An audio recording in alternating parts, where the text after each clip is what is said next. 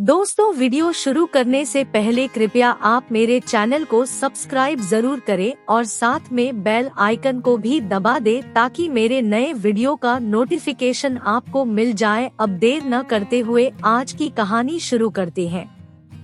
एक बार अपनी यात्रा के दौरान श्री गुरु नानक देव जी लोगों का उद्धार करते हुए अपने एक सिख के घर पहुँचे। उस सिख का नाम था गुरबचन सिंह। सिख ने जब दूर से श्री गुरु नानक देव जी को अपने घर की तरफ आते देखा तो बहुत खुश हुआ।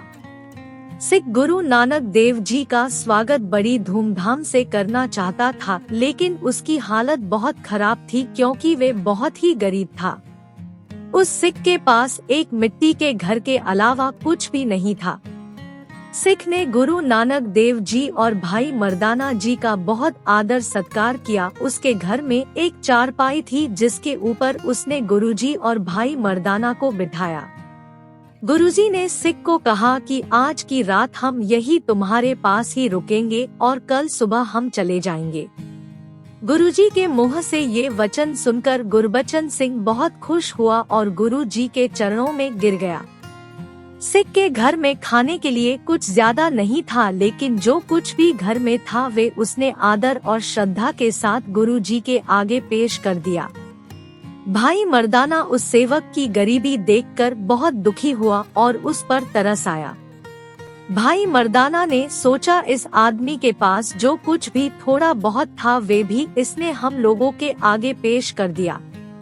भोजन करने के पश्चात गुरुजी ने भाई मर्दाना को कहा कि जिन बर्तनों में हमने अभी खाना खाया है उन बर्तनों को तोड़ दो। पहले तो मर्दाना जी को गुरुजी की बात सुनकर बड़ा आश्चर्य हुआ, फिर उसने सोचा अगर गुरुजी ने यह वचन कहे हैं तो कुछ सोच कर ही कहे होंगे। भाई मर्दाना ने गुरुजी के हुक्म के अनुसार वे सारे बर्तन तोड़ दिए जिसमें उन्होंने खाना खाया था।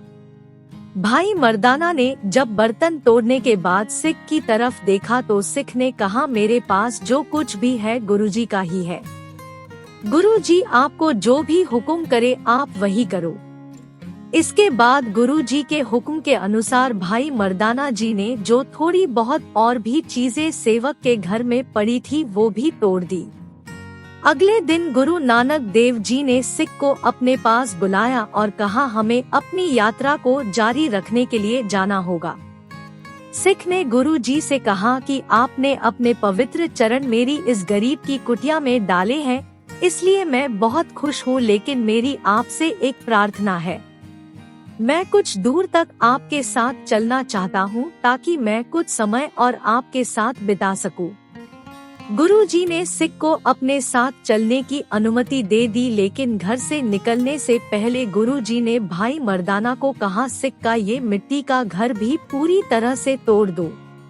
भाई मर्दाना को गुरुजी की इस बात का कोई मतलब समझ नहीं आया, लेकिन इस बार उसने गुरुजी से पूछ ही लिया। गुरुजी, इस सिख के पास तो सिर्फ ये एक मिट्टी का ही घर है, अगर हमने इसको भी तोड़ दिया तो ये बेचारा कहाँ रहेगा। सिख ने भाई मर्दाना जी की बात सुनकर उनको कहा, गुरुजी जो भी हुक्म दे रहे हैं उसको आप पूरा करो, क्योंकि मेरे पास जो कुछ भी है गुरुजी का दिया हुआ ही है। मेरा अपना यहाँ पर कुछ भी नहीं है। ये सुनकर भाई मर्दाना ने घर को तोड़ना शुरू कर दिया। घर को तोड़ने के पश्चात गुरुजी और भाई मर्दाना और सिख यात्रा के लिए आगे चल पड़े। जब सांझ होने लगी तो गुरुजी ने सिख को कहा कि अब तुम अपने घर वापस चले जाओ, क्योंकि वहाँ थोड़ा सा काम बाकी रह गया है, जाकर उस काम को पूरा करो।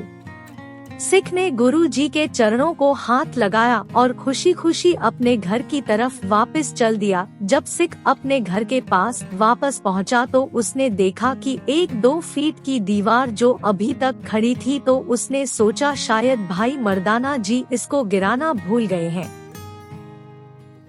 इसलिए गुरुजी ने घर जाकर काम पूरा करने के लिए कहा होगा।